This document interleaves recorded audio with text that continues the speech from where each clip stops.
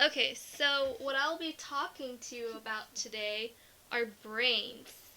So what does a person normally think of when they think of the word brains? They probably think of these ooey gooey masses, such as the ones that fell down from the sky in Shark Boy and Lava Girl. But what they don't know is that those masses that they see, the curled up flesh of folds and crinkles, is actually called the cerebral cortex. Okay, so here is a diagram of the brain. I know you probably don't normally see brain in pink, green, and blue and orange. I just colored these because these are the different sections of the cerebral cortex I'll be talking about. Okay, so this front part is actually right behind the forehead, which is right here, and the eyes, so this is the front part. It's actually called the frontal lobe. And what does the frontal lobe is responsible for? It's responsible for the muscle movements that your body makes, for the plans and judgment and making decisions. So if you're going to raise your hand in class, you'd use your frontal lobe to actually make the movement, and you'd actually use your frontal lobe to make the decision of whether or not to raise your hand in class. This pink area right here is right next to, or right behind your ears. It's actually called the temporal lobe, and the temporal lobe is responsible for processing sound information. And it's conveniently placed because it's right behind your ear. So what this would do would process, say, your teacher's response to the question that you asked in class after raising your hand.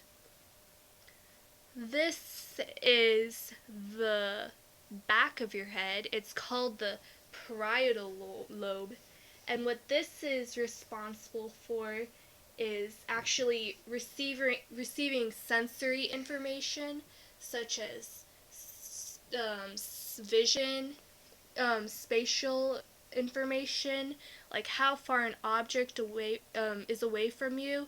This is also responsible for touch, like feeling say, a desk on your hand. It's responsible for processing that information. This is all the way back in the back of your cerebral cortex, or your head, and this is on the lower part of your head. It's called the occipital lobe, and what it's responsible for is processing all of your visual information, and so it's responsible for, if you're in class and after you answer the question, say the teacher writes the explanation on the board, this would help you see the information that the teacher writes on the board. Okay, so let's go for some more examples. Say you were playing soccer and you decide to kick the ball. Your frontal lobe would help you make the decision in kicking the ball, and your parietal lobe in the back would tell you when your foot touches the ball. It would pick up that information and process when your foot touches the ball. But over here, you'd want to see the goalie all the way far off in the distance.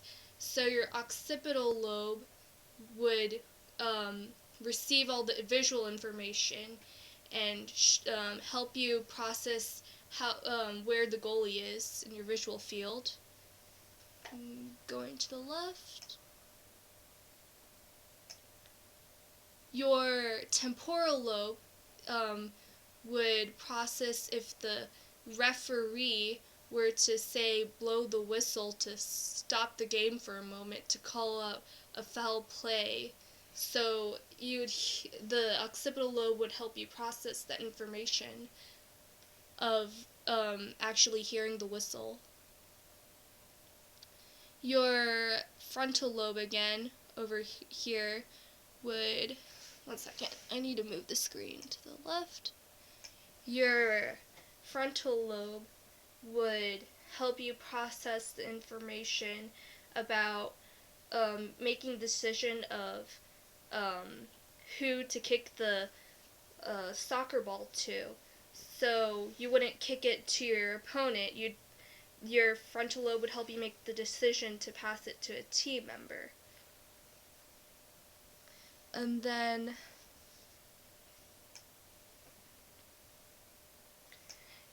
here your occipital lobe would help you see which jersey is your team member's jersey versus the opponent's team's jersey.